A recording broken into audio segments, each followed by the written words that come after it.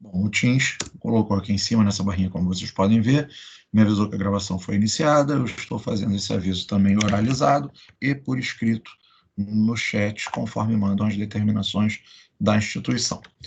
Beleza, feita essa parte mais burocrática, né, gente? Vamos começar nosso bate-papo de hoje. Deixa eu pegar aqui o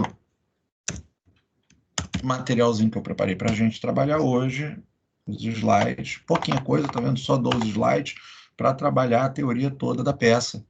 É uma peça, não tem necessidade, né, de eu trabalhar em 3 encontros, apesar de ser uma exordial trabalhista também, por alguns motivos. Um, porque vocês já viram, nós já vimos a estrutura da exordial trabalhista, a estrutura da reclamação trabalhista toda nesses primeiros encontros, né? Nessas 5 primeiras aulas. A primeira foi, né, eventualmente, de apresentação da disciplina, e as 4 que se seguiram, 3 de apresentação de teoria e uma de efetiva prática da reclamação, que vocês viram. Por menor que seja, ela é bem extensa, né? Nós ficamos ali com diversos pedidos. A reclamação trabalhista mais comum, ela tem muitos fundamentos jurídicos, muitos fundamentos de direito, muitos pedidos, muitos detalhes. É uma peça que não é difícil de redigir, não é uma peça com uma complexidade técnica muito alta, mas é uma peça que ela é toda cercada de detalhes e de pequenos pedidos que não podem ser esquecidos sob pena de perda de pontuação. Já a ação de consignação em pagamento, apesar dela ser tratada aqui de maneira subsidiária na seara trabalhista, nós pegamos esse instrumento processual emprestado lá do processo civil, até diante da permissibilidade que se estabelece dentro do artigo 769 da CLT, onde diz que o processo comum servirá subsidiariamente ao processo do trabalho. É uma peça que lá no cível ela é muito, muito simples e que aqui na trabalhista ela é quase tão simples quanto a peça lá do cível, tá? Eu só vou ter um detalhezinho a mais, eu tenho até que inserir isso aqui no slide, que como vocês viram agora no início do encontro, eu estava inserindo ainda algumas informações ali, mas infelizmente tive um probleminha aqui de conexão com o Teams, que acabou retardando um pouco eu colocar ali as últimas observações, a gente ajusta aqui durante o nosso encontro, mas é uma peça muito, muito simples. Por quê? Basicamente eu vou ter ali o fundamento procedimental, que vai se assentar, né, no 539 do Código de Processo Civil e seguinte, que faz a previsão da peça de ação de consignação em pagamento, né, e para que o seu manejo, né, o 769 da CLT, que me autorize buscar recurso no processo civil quando for necessário, e o 840 da CLT também, que prevê, né, a possibilidade de manejo de reclamação para dirimir questões atinentes à relação trabalhista, porventura, havida entre as partes, que é uma relação que em si é uma relação de direito privado. Já o processo de trabalho, ramo de direito público, está aí, até aí tranquilo. Com relação à matéria, né, ao direito material que se articula, que se argumenta dentro da reclamação por ação de consignação em pagamento, nós teremos ali, evidentemente, que demonstrar que uma das hipóteses do 335 do Código Civil ocorreu. O 335 do Código Civil vai falar quando poderá se dar o pagamento em consignação. E é claro, e essa é a parte que eu preciso complementar ali, né, que eu estava fechando o detalhezinho mais fácil, que eu deixei por último nos slides, a gente vai complementar agora durante nossa fala, e por isso acabei não fechando, porque é muito fácil. Porque quando eu digo que houve a impossibilidade de se realizar, de se concretizar um pagamento, eu tenho que dizer o que levou àquela impossibilidade. E na seara trabalhista, como geralmente, né, a gente fala geralmente porque é o que a doutrina diz, né, que geralmente é o empregador que vai constar no polo ativo da consignação em pagamento, claro que qualquer um pode ajuizar a demanda, o direito né, de ação, livre exercício de direito de ação, só que eu, particularmente, nunca vi consignação em pagamento trabalhista ajuizada pelo reclamante. Sinceramente, não vejo exemplificação, não tenho imaginação para tentar criar um caso onde o empregado consignasse um valor para o empregador. Mas, independente dessas ilações, o que ocorre para o manejo da consignação em pagamento trabalhista? Eu tenho que demonstrar no bojo da peça processual, dentro dos meus argumentos jurídicos, dentro dos meus fundamentos jurídicos, que o reclamante, o consignante, ele não pôde adimplir com a sua obrigação por algum motivo e de onde emanou essa obrigação. Então, e geralmente a impossibilidade de a justificativa para o inadimplemento dessa obrigação, geralmente ela se assenta ou na recusa ao recebimento por parte do empregado, ou 90% das consignações de ação em pagamento, das ações de consignação em pagamento, no abandono de emprego. Geralmente, seja a recusa do recebimento das verbas da resilição, seja o abandono de emprego, né? Geralmente a recusa se dá porque tentou-se aplicar uma justa causa, né? Tentou-se caracterizar, tentou fazer com que aquele empregado aceitasse que estava sendo demitido por justa causa, e ele não aceita, logo não recebe nada, não assina documento nenhum, e, enfim, prefere, no popular, ir para a justiça, ou o empregado sumiu, e o empregador quer ilidir a mora, quer afastar de si a mora pelo inadimplemento da obrigação. E aí estaremos diante daquela situação, né, que tem até muito advogado antigo, alguns de vocês já fazem estágio, que fala, não, mas se tiver abandono de emprego, o empregador tem que fazer publicação no Diário Oficial, tem que fazer publicação em jornal de grande circulação, tem que mandar telegrama de conteúdo aberto.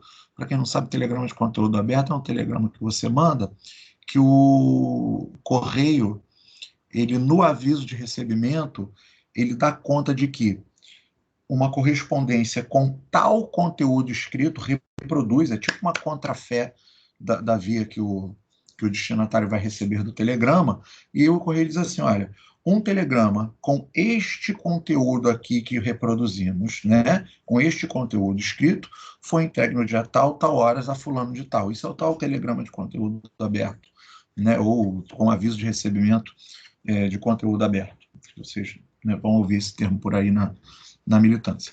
Então, existem diversos, né, colegas, né, orientações que às vezes orientam seus clientes. Não, se teve abandono de emprego, tem que publicar no jornal de grande circulação, no Diário Oficial. Nada disso vai afastar a mora.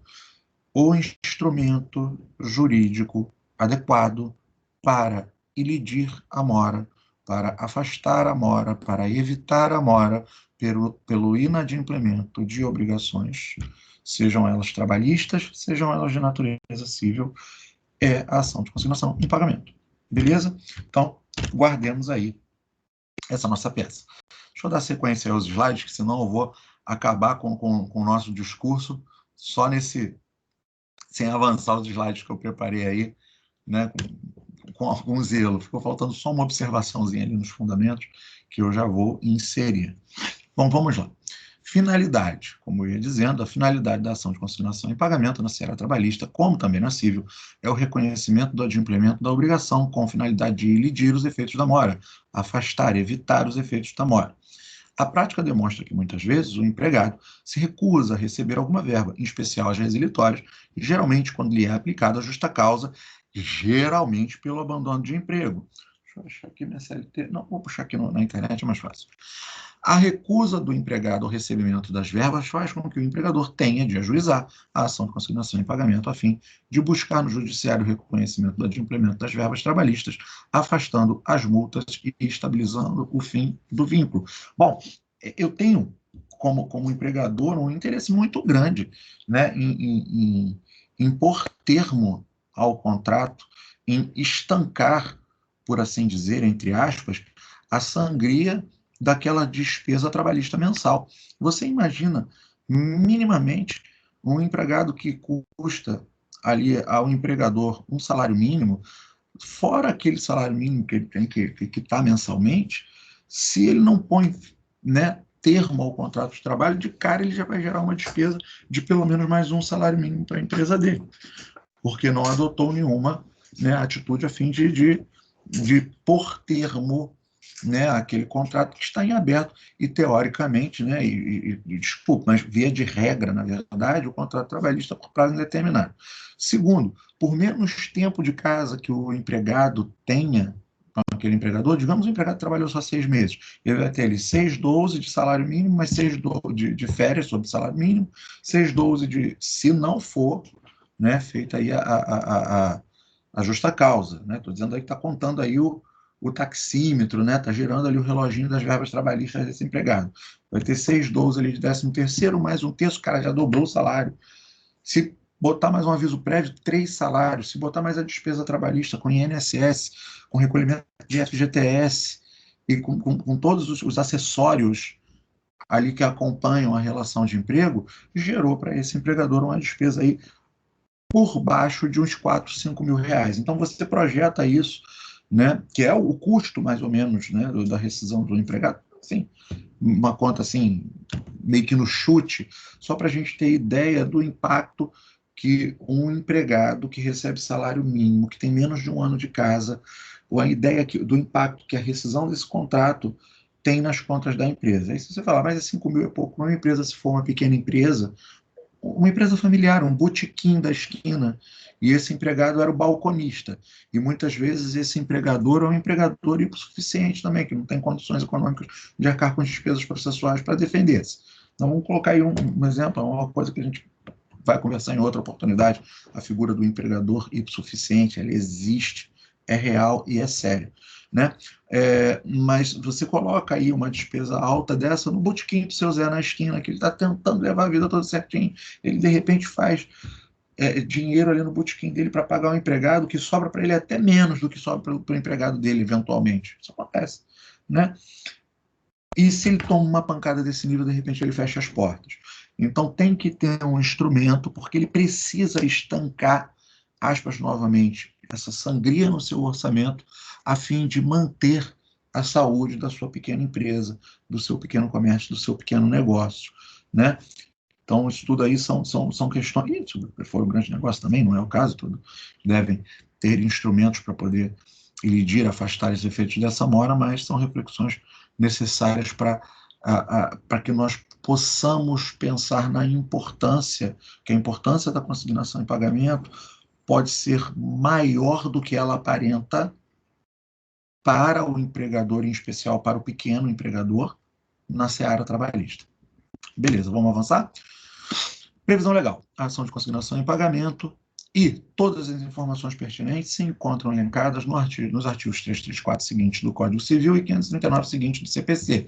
Em especial no 335 do Código Civil, tá? Eu vou projetar ele aí na tela já. Eu já deixei separadinho, aberto ali na internet. Confesso que tomei uma surrinha aí com a internet um pouquinho antes de logar, tanto que vou precisar abrir aqui os nossos slides para completar um detalhe, mas a gente nós já vamos fazer a leitura e a análise de cada um de seus incisos, são poucos incisos, tá? E bem intuitivos. O 539 seguinte do CPC vai falar da procedimentabilidade da ação de consignação em pagamento. Nós temos aí em especial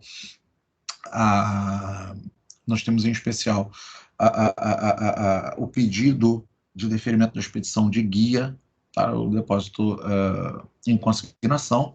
E aí, confesso que, pela experiência com a seara trabalhista, eu sempre que peço expedição de guia, a Justiça do Trabalho, o juiz do trabalho, como é uma justiça federal especializada, dá os dados de referência de conta geralmente na Caixa Econômica. Eu nunca recebi referência de outro banco, mas eu me lembro que assim que eu comecei a advogar, teve alguns alvarás que eu já fui recebendo no Banco do Brasil, mas foi bem no iniciozinho, daí para frente sempre CEF, tá? Só para dividir essa parte da experiência. Bom, e aqui é algo que eu comentei no início, sabemos que o direito processual civil é a fonte subsidiária do processo do trabalho, exegese do artigo 769 da CLT, até aí tranquilo, tá? Se vocês ainda não, eu sei Opa, alguém está chamando. Eu sei que vocês estão paralelamente fazendo o processo do trabalho em paralelo com a prática trabalhista e que, eventualmente, alguns assuntos ainda não podem não ter sido abordados. Então, se eu estiver falando alguma coisa que processualmente é um tema alienígena ainda, dá um toquezinho que eu tento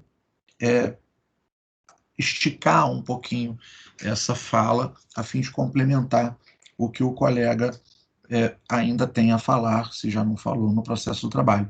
Deixa eu pedir a Vênia alternar aqui a tela para a principal um pouquinho, para poder ler o chat.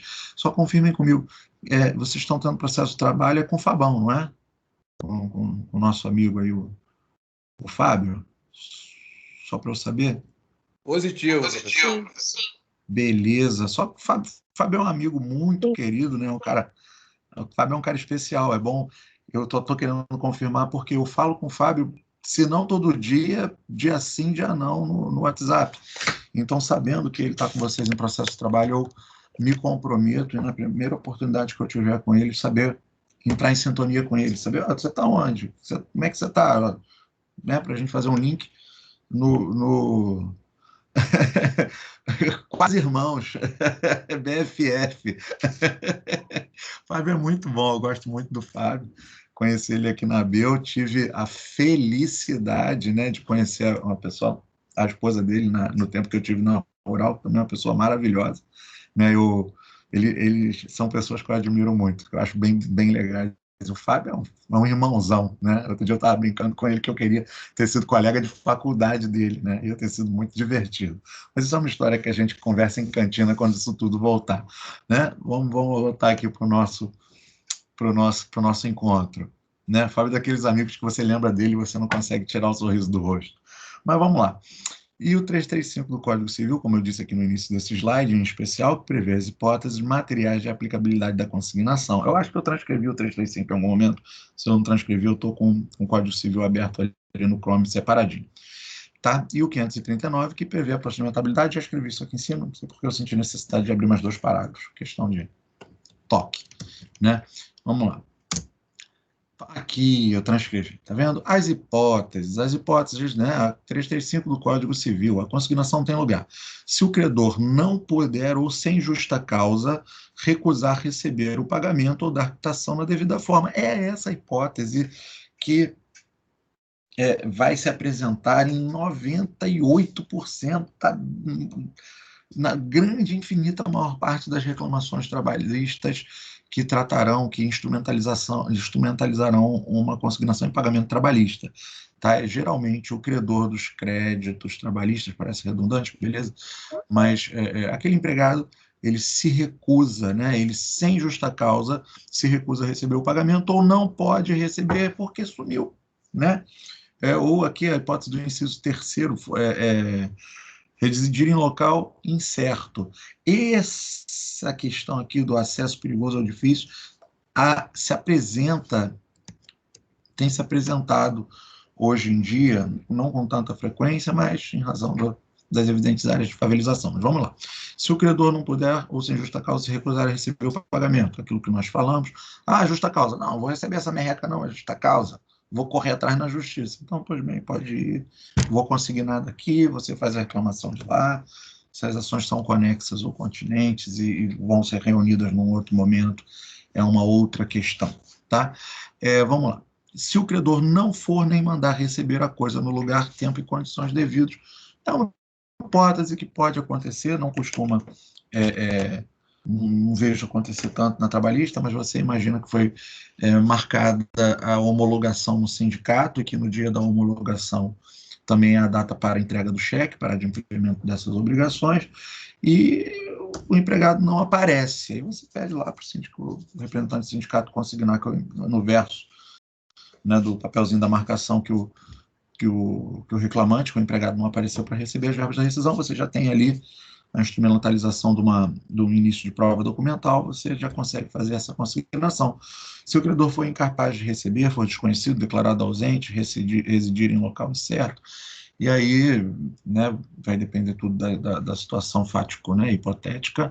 Se ocorrer dúvida sobre quem deva legitimamente receber o objeto do pagamento, é bem mais difícil, né, caso, né, de morte do empregado, e os filhos querem se habilitar, enfim, você tem essa possibilidade. Se pender litígio sobre o objeto do pagamento, aí não é o caso, porque você está inaugurando isso daí, não tem litígio, duas pessoas litigando pela mesma verba trabalhista, não tem como, porque a relação trabalhista é pessoal, tem lá o caráter da pessoalidade, né, para caracterizar um empregado em si, né, tem que ser pessoa física que trabalha, né, entregando a sua mão de obra humana integralmente a uma determinada atividade. A roteirização, tentei fazer o roteiro mais simples o possível dessa peça processual. Nesse quadro, nós vamos caminhar por 14 passos. Aqui ficou faltando um detalhezinho. Não é outra peça. Vamos lá. Professor, Oi. boa noite. Cadê? Desculpa incomodar o senhor aí antes de prosseguir. Eu não consigo usar o chat. Vi semana passada Ô, o Rick, negócio do nome. eu tentei te inserir. Me dá um minutinho que eu vou agora. Vou até dar uma interrompida na aula para tentar fazer aqui junto contigo. Tá Eu bom. tentei te inserir, deu um bugzinho. A gente se falou sobre isso, né? Falei por mensagem. Eu aqui para tarefa não, equipe, é aqui mesmo, peraí. Adicionar mesmo, vamos tentar fazer agora. Richard, agora é um L, Richardson? Richardson Braz. É, É D é, mesmo. Richardson. agora é S? Richardson, isso. Só letra para mim, som, assim? Richardson. Coloquei, você está vendo aí na tela? Eu estou compartilhando a tela. Tô. Está dizendo que você não foi localizado. É estranho. Entendeu? Eu vou dar até um print nessa tela, dá um minutinho, e depois eu vou enviar. Aqui É a única aula que eu não consigo fazer chat é do senhor. Pois é, você viu que eu tentei. Professor, também não. Não, Eu também não. Calma, gente, que eu vou fazer isso tudo. Então, vou parar aqui um minutinho para fazer um. Vamos fazer o seguinte, para não ficar na gravação a gente tentando resolver essa questão administrativa. A galera que não está conseguindo acessar o chat, fica até o final da aula, que aí eu encerro a gravação, compartilho a tela e tento fazer a adição de um por um, como tentei agora com o Rick. Se aqueles que eu conseguir, o problema vai estar resolvido. Aqueles que eu não conseguir, eu vou printar a tela, como eu fiz agora com o Rick, vou colar ali no documento do Word, como vocês viram, e vou informar o coordenador, para que ele peça a orientação do departamento técnico. Pode ser? Valeu. Como Tá, o senhor já ok. está comigo, só que eu vou cancelar e vou para a aula da Luciana, que eu também faço, tá? Tá, mas o teu ali eu já printei, né? Tá, valeu. Então, falou, um abraço. Vamos dar continuidade aqui. Então, vamos lá. Roteiro de peça processual, vamos trabalhar aí, né, com aquela roteirização que a gente já conhece, endereçamento, vamos seguir as regras do 651, que não é colidente ao 500, o 651 da CLT, que não colide com 540 do CPC, qualificação do reclamante consignante, né, que vai seguir aquela regra de qualificação do ato 92 de 2008, aquela regra mais completa. Claro que a pessoa jurídica não foge muito daquilo que o CPC prevê. Na verdade, pessoa física, que nós vamos ter 12 elementos. Vou fazer menção ao advogado, porque está sendo representado, né, por um causídico, um técnico, na forma do artigo 77, inciso 5º, indico seu endereço completo. Fundamentação da peça processual, aquela fundamentação que conhecemos para reclamações, que é 840. Só que 840 e 769, que me autoriza a ir buscar lá o 539 do Código de Processo Civil. Tá? Léo, eu preciso colocar os artigos nessa ordem? Não. Eu gosto de colocar nessa ordem, que essa ordem me parece lógica. 840, que me autoriza a ajuizar reclamações perante a Justiça do Trabalho. 769, que me autoriza a ir buscar, quando a CLT não me dá instrumentos, um instrumento emprestado lá do processo civil, e aqui eu digo qual é o instrumento que eu estou pescando no CPC. Para mim, a maneira como deve ser feita essa fundamentação. O verbo adequado para manejo para apresentação dessa peça é o verbo propor, ajuizar ou promover. Eu prefiro sempre o propor quando trata-se de exordial, por uma questão de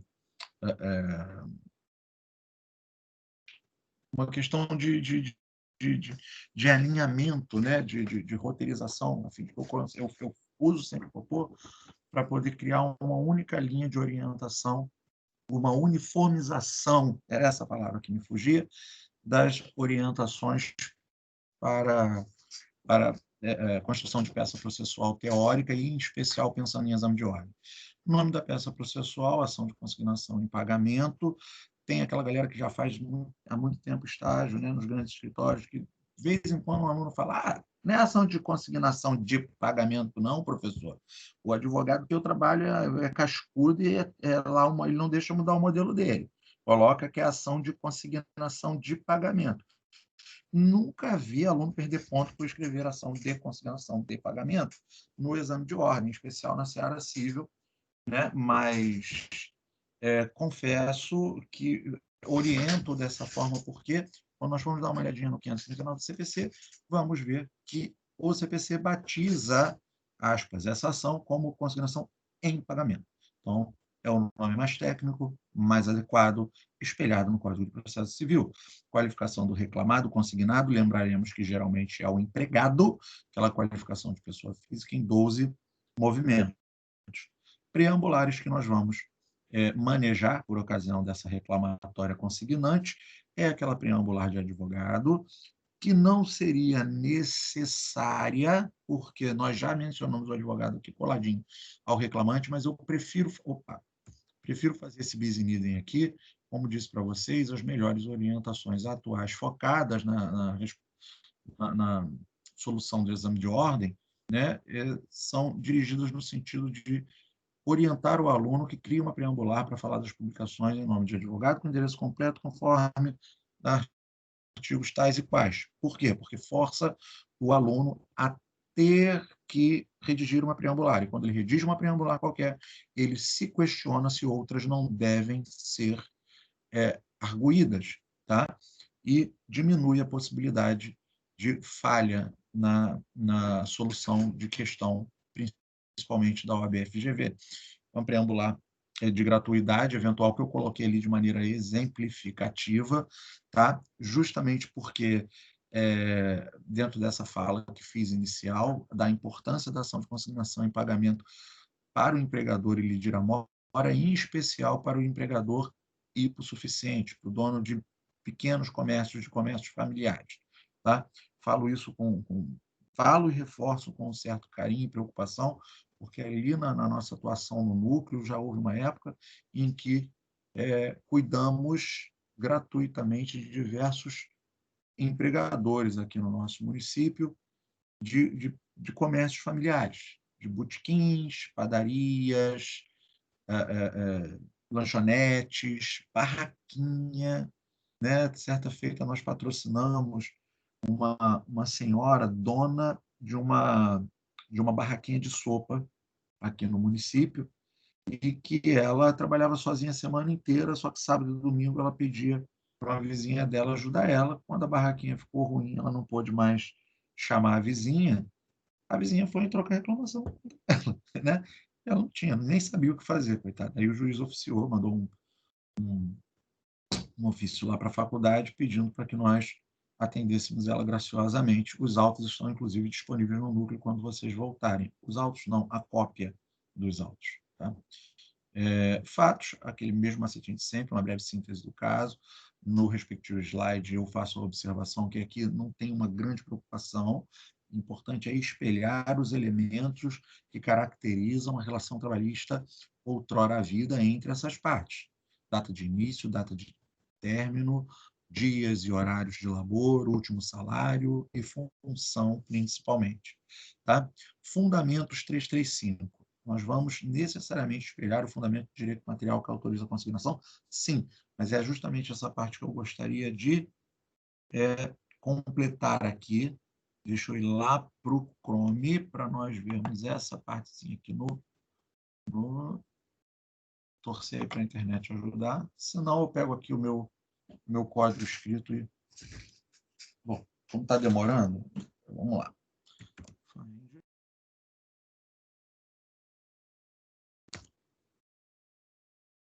Beleza. Então, é o que nós vamos completar aqui com as hipóteses de justa causa.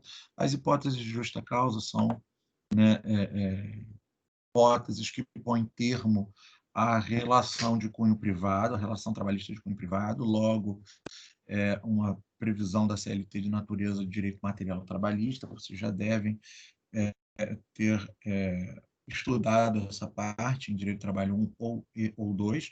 Então, está lá, ó, 482 constitui justa causa para rescisão do contrato de trabalho, improbidade, incontinência, negociação habitual, condenação criminal, desídio, embriaguez, violação, ato de indisciplina, abandono de emprego, que é a mais comum, lesivo à honra, boa fama, né, e todas aquelas outras questões atinentes à justa causa. Então, qual é a complementação? Aqui os fundamentos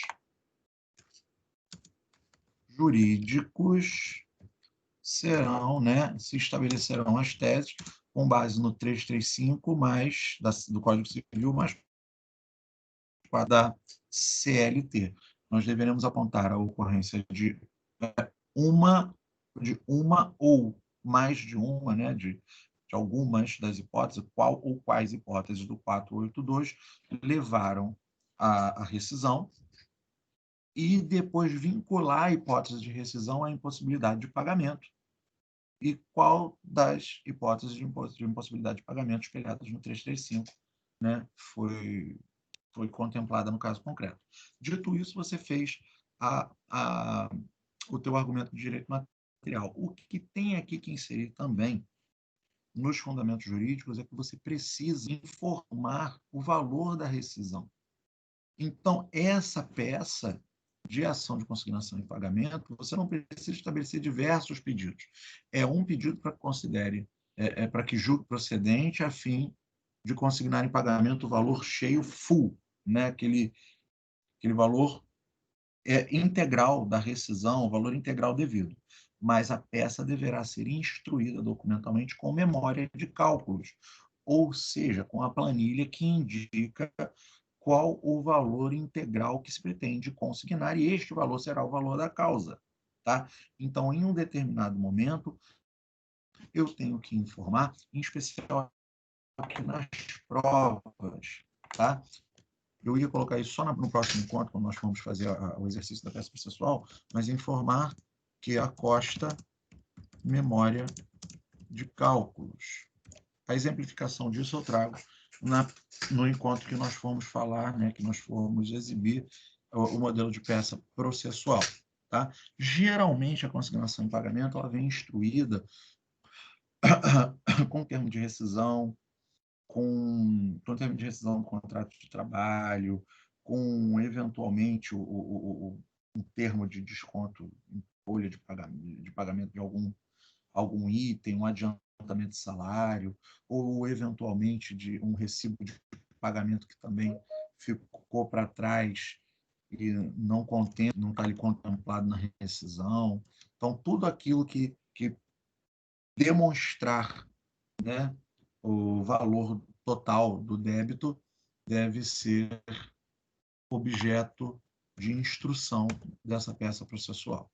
Tá, o próximo item são os pedidos. Os pedidos são bem fáceis. Os pedidos vão seguir uma rotina procedimental estabelecida ali no 539 seguintes, em especial no 542 do CPC, incisos 1º e 2º, que vão falar sobre o deferimento da expedição de guia para depósito em consignação. 542, inciso 2º, vai falar da citação, que vai ser, na verdade, uma notificação de natureza citatória, tá? Com olhos ao que nos orienta a CLT, que chama de notificação, o pedido de procedência e o pedido de sucumbência, estabelecido conforme 546, parte final do CPC, na forma do respectivo artigo da CLT, salvo engano, 791-A da reforma. Beleza? Então, vamos lá. As provas, pedido formal de provas, como fizemos na reclamação trabalhista, vai ser aquela mesma rotina, coloca só a costa para oportuno memória de cálculos, que evidencia o valor integral que se requer seja consignado, vai ser uma reduçãozinha mais ou menos assim. Valor da causa nesse caso, um pouquinho diferente do CPC. O CPC vai seguir a regrinha lá do 292, parágrafo 2º, né, o que eu vou ler porque tem que explicar, ele demanda uma certa interpretação. No caso da seara trabalhista, não. É só fazer a conta de quanto se deve, espelhar na memória de cálculos e pegar aquele valor full e jogar ali para o valor da causa. É simples demais. Lembrando que em exame de ordem você não vai precisar fazer cálculo, então fica mais fácil ainda o valor da causa aqui para consignação e fechamento. Aí, aquele respiro, né? Fechamento, a parte mais difícil da petição. Pede deferimento local, data, DV OAB, segue a nossa peça. Vamos lá para o próximo item. Item do endereçamento. Fiz esse comentário logo agora no início do encontro, tá? Segue a regrinha do 651 da CLT, que não colide com 540, este que o lugar do exercício do labor é o lugar do pagamento. A competência da junta, eu faço a transcrição, né, de conciliação e julgamento determinada pela localidade do empregado, reclamante ou reclamado. Prestar serviços ao empregador, ainda que tenha sido contratado no outro local. Percebam que a localidade onde o empregado, reclamante ou reclamado. Na nossa consignação, este empregado será o reclamado. 540, aqui do CPC, tá? Reger-se-á a consignação no lugar do pagamento, cessando para o devedor a data do depósito, os juros e os riscos, salvo se a demanda for jogada improcedente. Então, olha só, não estava falando ali miseravelmente ali uma consignação do empregado que ganha salário mínimo 6 meses de casa, né? Se você não caracterizar essa justa causa dele para poder reduzir o impacto das verbas trabalhistas, você vai ter aí uma consignação de 4, 5 mil. Vou botar 5 mil só para fazer um valor redondo. Se esse empregador sofrer com a multa do 477, mais mil. Se sofrer com a multa do 467, 50% sobre os incontrovérsios, mais 2,5. Você vai ter aí uma projeção de prejuízo de pelo menos, né, 50% ou mais de 50% do montante devido, né, 70% quase. Então, é extremamente relevante, pode significar a sobrevivência de uma pequena empresa ou não. Vamos lá. Com relação à qualificação do reclamante consignante, menção advogado, qualificação como vice completa, com olhos ao ato 92 de 2008 TRT, lembrando que eu anexei um PDF com a íntegra desse ato ali no nosso portal acadêmico, e aqui eu faço, né, um resuminho, né, dos itens de qualificação de pessoa jurídica: razão social, nome fantasia, CNPJ, inscrição estadual, inscrição municipal, endereço eletrônico, endereço completo. No padrão de resposta do exame de ordem, inscrição estadual e inscrição municipal não costumam aparecer, mas há de cautela, eu recomendo sejam mencionados. Pequem pelo excesso. Qualificação completa, né, de pessoa física com olhos ao 92 de 2008, nome completo, nacionalidade, estado civil, profissão, RG, CPF, CTPS, NIT ou PIS, data de nascimento, filiação, endereço eletrônico, endereço completo com CEP. E a menção ao advogado, que já se acopla aqui, né, já cola ali na qualificação do reclamante, com olhos ao artigo 77, advogado reticente, com endereço completo reticente, que informa em atenção ao artigo 77.5 do CPC. Até aqui, nada, né, de muito diferente do que nós estamos habituados. Fundamentação da peça e verbo, né? Fundamentação da peça, conforme eu indiquei, está toda ali dentro da possibilidade de buscar no CPC recurso procedimental para resolver uma questão que se lhe é apresentada. Então, a reclamação poderá ser escrita verbal. 840 permite o ajuizamento de reclamações perante a JT. O 769, nos casos omissos, o direito processual comum, neste caso civil, será a fonte subsidiária do direito processual do trabalho, exceto naquilo que for incompatível com as normas deste título, e o 539 não é incompatível com o processo do trabalho. 539, nos casos previstos em lei, poderá o devedor ou o terceiro requerer, com efeito de pagamento, a consignação da quantia ou coisa devida. Então, nos casos previstos em lei, se você der uma olhadinha lá, né, mesmo na legislação não comentada, no Código de Processo Civil não comentado, logo abaixo assim do 539 escrito vide 335 Código Civil, e como nós vimos, né, já foi apresentado no slide anterior, o 335 do Código Civil. Como mencionado, a utilização do verbo propor para apresentar o nome da peça processual, pois trata-se de exordial. Goste de usar o ajuizar?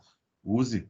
Faça o que é mais confortável para que você elabore sua peça. Goste de usar o promover? Use. Só não use interpor, porque é próprio para recurso. Não use opor, porque é próprio para embargos. Não use impetrar, porque é próprio para remédio constitucional. Beleza? O oferecer, apesar de eu entender e sempre ter aprendido nesse sentido, e os manuais de petição orientarem que o oferecer é próprio para contestação, não me recordo de já ter visto perda de ponto pela utilização desse verbo. Na verdade, não me recordo de já ter visto algum aluno utilizar o verbo oferecer para peça de natureza exordial, mas não acredito que ocorreria perda de pontuação, porque ele não seria utilizado de uma maneira tão técnica e tão específica quanto o interpor. Vamos para a próxima. Propor o nome da peça, né? Aqui entre um slide e outro. Vamos complementar esse slide aqui.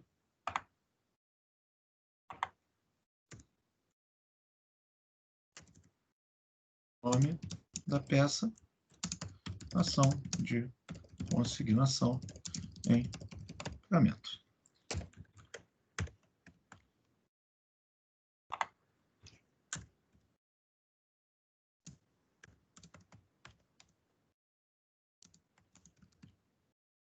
Agora ficou bonitinho aí o nosso slide. Beleza, vamos avançar.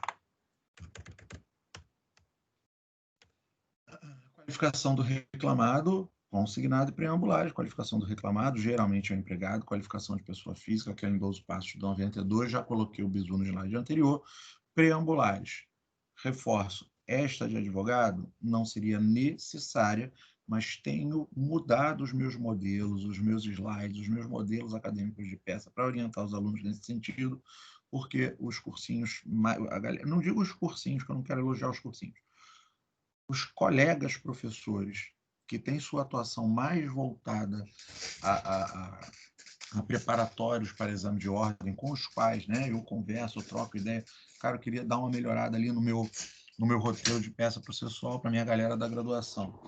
A gente sempre troca essa ideia e, de um modo geral, todos têm dito o seguinte: Léo, a gente está mudando a orientação para inserir a informação com o endereço completo do advogado em preambular por estes motivos e, particularmente, eu peço para fazer as duas coisas.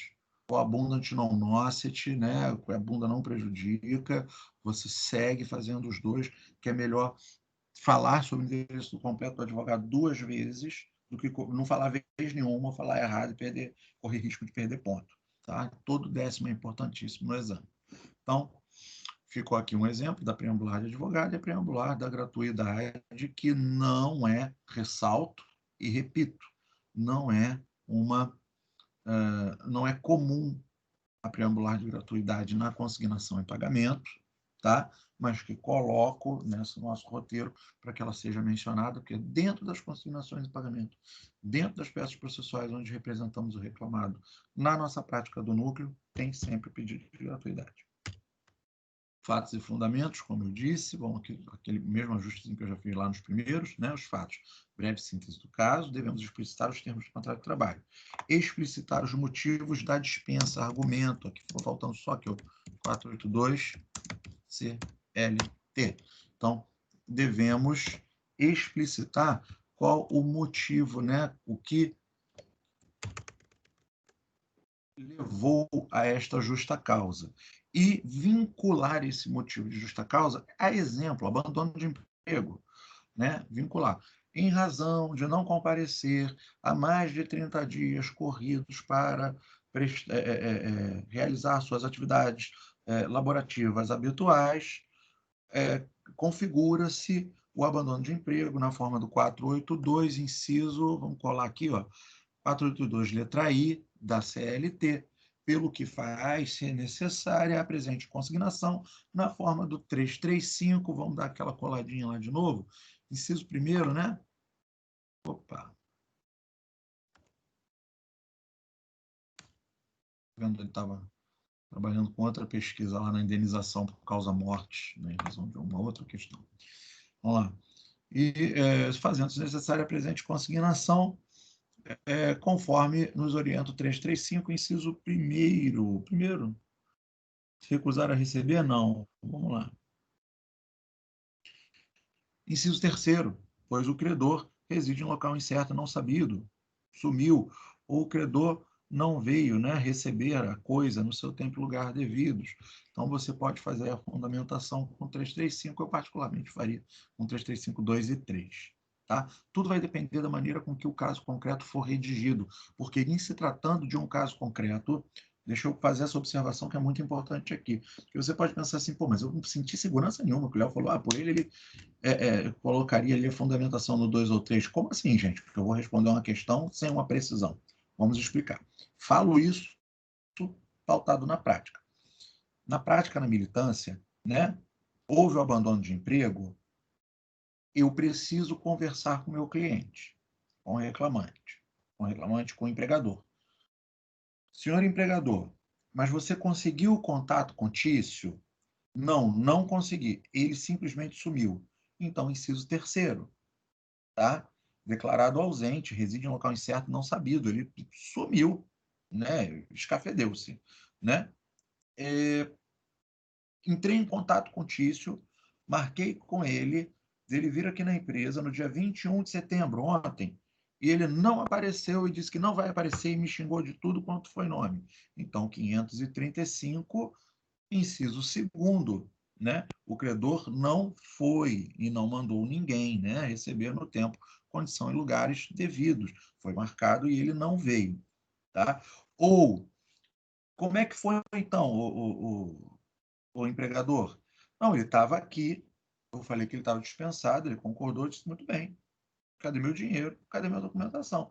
Quando eu apresentei o papelzinho para ele, falei, ó, o valor é esse, em razão da justa causa, pois você apresenta-se embriagado todos os dias. Embriaguez habitual no trabalho, uma das hipóteses de justa causa. Todo dia você chega aqui bêbado, justa causa. E aí Tício falou para mim, ó, eu não vou receber, não é justa causa. Eu chego, eu tomo minha cachaça de manhã antes de sair de casa, mas eu trabalho, não estou aceitando isso, vamos para a justiça. Então, aqui, ó, ele sem justa causa recusou-se a receber. Então, tudo vai depender muito da hipótese. Então, na militância, você vai entrevistar ali o teu cliente e vai caracterizar uma dessas hipóteses. A caracterização com precisão em uma das hipóteses do 335 na prática, você não precisa apontar, porque Iure é novticúria. No exame de ordem, o avaliador não novticúria, você precisa vincular um desses artigos. Então, se você precisa vincular um desses artigos, o caso concreto vai trazer, em hipótese objetiva, expressa e literal, os termos de um desses incisos. Ou seja, ele vai dizer para você que o fulano foi declarado ausente, ele vai dizer para você que fulano recusou-se a receber o pagamento em razão disto ou daquilo. O caso concreto ele vai ter ali, permissa havendo uso da expressão, um Ctrl+C, Ctrl+V de parte de um desses incisos do 335, para que ele aponte com precisão para você qual a hipótese que você deve, sobre a qual você deve se debruçar e articular os seus fundamentos, os seus argumentos jurídicos, alicerçando-os nestes fundamentos de direito. Beleza até então, gente? Vamos avançar aqui. Então, o caso concreto vai indicar, né, vai te dar um bizu de qual a justa causa, de qual dentre as diversas alíneas do 482, e vai te dar uma dica, vai te dar uma pista de uma das hipóteses do 335. Vai dar ali um pedacinho, uma palavrinha, um pedacinho de frase que você vai encaixar perfeitamente uma daquelas hipóteses. E aí você vai achar a fundamentação de direito. Você vai achar a especificação do fundamento legal, do fundamento de direito, que dá sustentáculo ao teu argumento de cunho valorativo, ou seja, ao teu fundamento jurídico. Vamos avançar. Os pedidos, a parte que eu mais gosto na ação de consignação e pagamento. Vamos lá para o... aqui. Código de Processo Civil. Cruzem os dedos para a internet ajudar a gente a espelhar aqui a tela. Então, 539, seguinte. Beleza. 539 está mais acima, ele acabou que veio certinho para o artigo que eu quis. Então, está aqui, ó, 542, na inicial, o autor requererá o depósito da quantia ou coisa devida a ser efetivado no prazo de 5 dias, contado do deferimento. Isso aqui é uma outra hipótese do processo civil, esquece essa parte. Né? É isso aqui que nos interessa, o prazo para depósito. Então, como vai ficar meu requerimento lá? Ó, vou requerer deferimento de expedição de guia para depósito na forma do 5421 do CPC. Meu segundo pedido, citação do réu para levantar o depósito ou oferecer a contestação. Pode ir lá para conciliação, tudo bem, não aprecia, recebi, acabou a ação. Então, mas a citação na forma do 542, inciso 2 do CPC. Lembrando que não é uma citação simples, é, na verdade, uma notificação citatória por força do 841 da CLT. Vamos dar uma olhada na CLT? Find 841. Recebido e protocolado a reclamação, o escrivão secretário, dentro de 48 horas, remeterá ao reclamado, notificando-o ao mesmo tempo para comparecer à audiência de julgamento e tudo mais. Então, a CLT chama de notificação do reclamado. Nós sabemos que a natureza dessa notificação é uma natureza citatória e como é um híbrido, né? Essa consignação em pagamento é um instrumento lá do processo comum que nós estamos usando no processo do trabalho. Eu vou requerer, proceda-se à notificação citatória do reclamado na forma do 841 com 542 e vice-versa. Vai funcionar da mesma forma.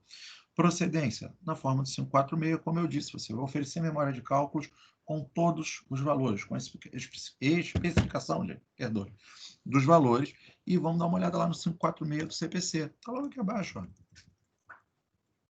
546, aqui, né, duas notícias felizes para a gente.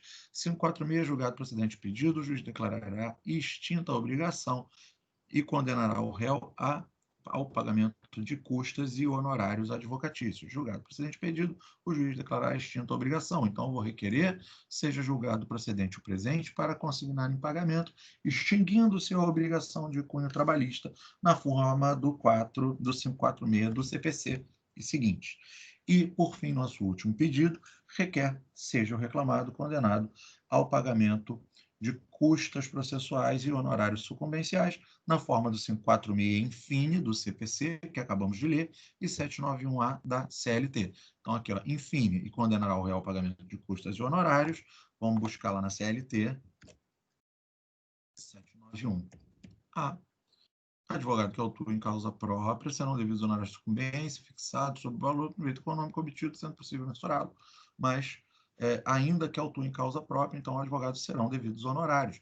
É uma das partes boas da reforma, né? A previsão literal do direito ao recebimento de honorários sucumbenciais por parte do advogado trabalhista, né? Antes, esses honorários só eram antes da reforma. Os honorários sucumbenciais em seara trabalhista só eram devidos aos advogados dos sindicatos. E, bom, enfim, isso era uma outra questão que causava uma grande polêmica e muitos recursos. Bom, provas e valor da causa. Provas, nós treinamos lá a prova, né, no sentido da reclamação trabalhista, que eu só reproduzi aquele item das provas. Vamos trabalhá-la, né, instrumentalizá-la com seus acréscimos no próximo encontro, quando treinarmos a realização prática dessa peça processual. Valor da causa, fugindo da regra do valor da causa para a consignação civil do 292, parágrafo 2º do CPC, o valor da consignação trabalhista será o quantum devido ao reclamado empregado. Então, tem que ter uma memória de cálculos para poder espelhar esse valor da causa para efeito de exame de ordem, é tranquilo, né? Só R cifrão reticências que você não precisa fazer cálculo, e finalmente o fechamento. Pede deferimento local, data, DV, OAB, UF, para não identificar a tua peça. Foi o último slide, fechamos o conteúdo para hoje, mas eu quero fazer uma observação antes de me despedir de vocês. Né? 292 CPC. O valor da causa constará da petição inicial ou da reconvenção e será, parágrafo 2º, o valor das prestações vincendas será igual a uma prestação anual, um ano, 12 meses, igual a uma prestação anual, se a obrigação for por tempo indeterminado. Cara, isso daqui de vez em quando tem um que capota, né, na cível, porque o cara ali assim, uma prestação anual, abstrai o anual, coloca o valor de uma prestação, dá o valor da causa, o valor de uma prestação, quando é uma consignação em pagamento cível comum, e está devendo aluguel de R$1.000, valor da causa, R$1.000. Não. Se a obrigação for por tempo indeterminado, é o valor da última parcela vezes 12.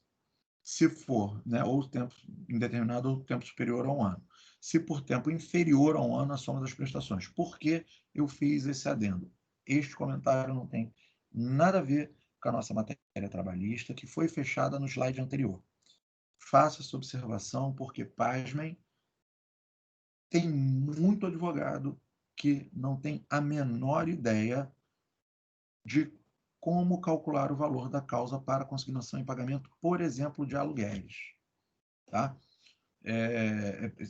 Cara, é mais comum do que eu gostaria que fosse. Mas vocês, os meus amigos daqui da ABEU, vocês não vão sair daqui sem saber disso. Eu tenho certeza que outros colegas, outros professores já falaram isso para vocês em outras oportunidades. Se já falaram, eu reforço. Se por acaso tem alguém nessa turma que nunca ouviu falar do valor da causa na consignação em pagamento, então, ou eu estou reforçando, ou eu não estou deixando vocês saírem daqui sem essa informação. Consignação em pagamento da cível, se a obrigação for igual ou superior a um ano, 12 vezes o valor da obrigação, valor da causa. Se a obrigação for inferior a um ano, o que faltar para completar o contrato? É um contrato de aluguel, faltam 6 meses para vencer o contrato de aluguel, 6 vezes o valor do último aluguel devido. Faltam 5 meses, 5 vezes o valor do último aluguel devido. E por aí vai. Tá bom? É algo muito simples, mas que, infelizmente, de vez em quando, tem um colega que está tomando uma pancadinha aí, uma impugnação ao valor da causa, porque dorme no ponto com relação a esta informação. Tá? Dito isso, fechamos aqui os nossos slides. Já estão salvos. Daqui a pouco eu compartilho com vocês. Vou encerrar a gravação de hoje. Bom,